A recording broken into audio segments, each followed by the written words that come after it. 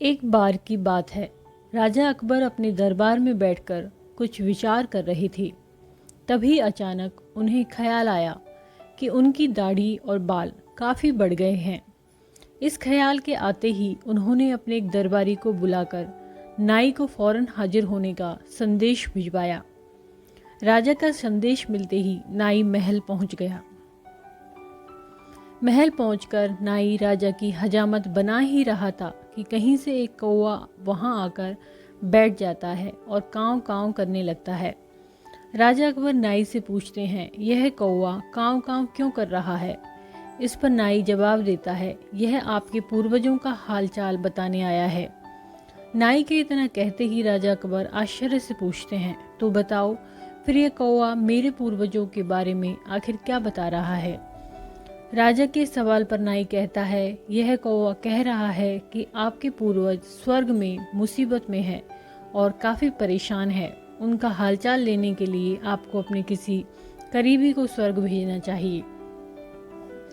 नाई की यह बात सुनकर राजा अकबर और भी हैरान हो जाते हैं। राजा अकबर आश्चर्य से नाई से पूछते हैं, आखिर किसी इंसान को जिंदा स्वर्ग में कैसे भेजा जा सकता है?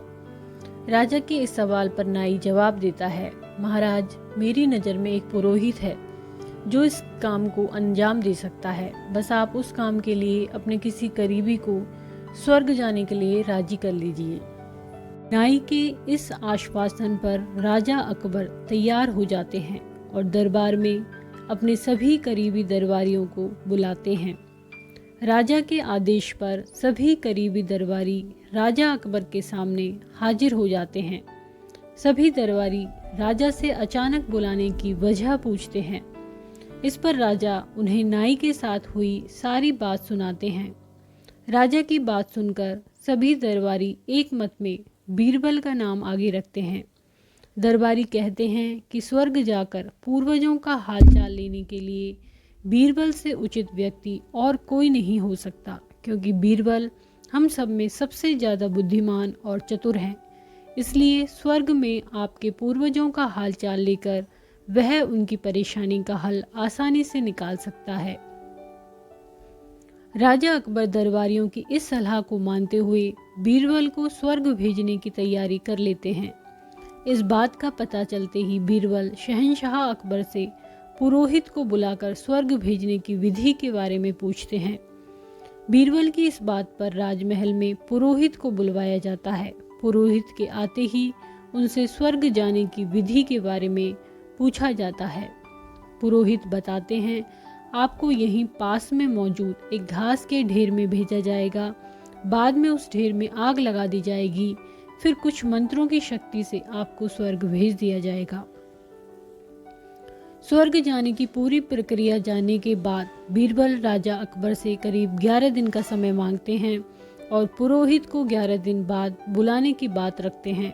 वह कहते हैं, मैं स्वर्ग जा रहा हूँ और कितने दिन मुझे लौटने में लगेंगे इस बारे में निश्चित तौर पर कुछ भी कहना मुश्किल है। इसलिए स्वर्ग जाने से पहले एक बार मैं अपने परिवार से मिलना चाहता हूँ और कुछ समय बिताना चाहता हूँ।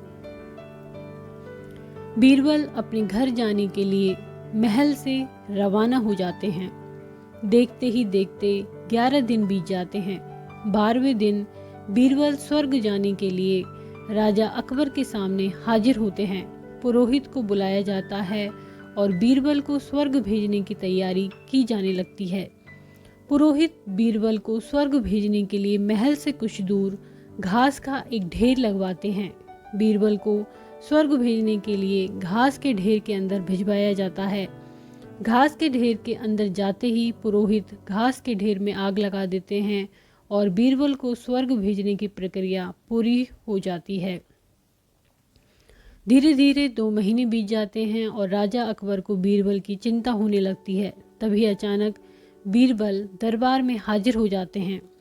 राजा अकबर बीरबल को देखकर प्रसन्न होते हैं और अपने पूर्वजों का हालचाल पूछते हैं। तब बीरबल बताते हैं, आपके पूर्वज काफ़ी खुश हैं और मज़े में हैं। उन्हें बस एक ही तकलीफ़ है कि उनकी दाढ़ी और बाल काफ़ी बड़े हो गए हैं, जिन्हें काटने वाला स्वर्ग में कोई नाई नहीं है, इसलिए वहाँ उन्हें एक नाई की ज़रूरत है। बीरबल कहते हैं, ऐसे में हमें आपके पूर्वजों के लिए एक अच्छे नाई को स्वर्ग भेजने की तैयारी करनी चाहिए। बीरबल की इस बात पर राजा नाई को स्वर्ग जाने का आदेश देते हैं। राजा का आदेश सुनकर नाई घबरा जाता है और राजा के पैरों में गिरकर माफी मांगने लगता है। नाई राजा से कहता है कि यह सब कुछ उसने वजीर अब्दुल्ला के कहने पर किया था। यह सब उन्हीं की साजिश थी ताकि वह बीरबल को अपने रास्ते से हटा सके। अब राजा अकबर के सामने सारी सच्चाई आ चुकी थी। ये सब जानने के बाद राजा अकबर ने वजीर अब्दुल्ला और उनके साथियों को दंड देने का आदेश दिया। अंत में राजा अकबर बीरबल से पूछते हैं, तुम्हें इस सच्चाई का पता कैसे चला और तुम घास के ढेर में आग लगने के बाद कैसे बच गए? तब बीरबल जवाब देते हैं, आग के ढेर में जाने की बात सुनकर मुझे इस साजिश का अंदाजा हो गया था। इसी वजह से मैंने 11 दिन का समय मांगा था। उन 11 दिन में मैंने उस घास के ढेर वाले स्थान के नीचे से अपने घर तक एक सुरंग बनवा दी थी। उस सुरंग के जरिए ही मैं वहां से बचकर निकल पाया। बीरबल की पूरी बात सुनकर राजा बहुत प्रसन्न हुए और बोले, वाह बीरबल वाह, यह काम केवल तुम ही कर सकते थे। तो इस कहानी से हमें ये सीख मिलती है कि सूझबूझ से बड़ी परेशानी का हल आसानी से निकाला जा सकता है। यदि ये कहानी आपको पसंद आती है तो इसको लाइक करें, चैनल को सब्सक्राइब करें, कमेंट करें और शेयर करें। धन्यवाद।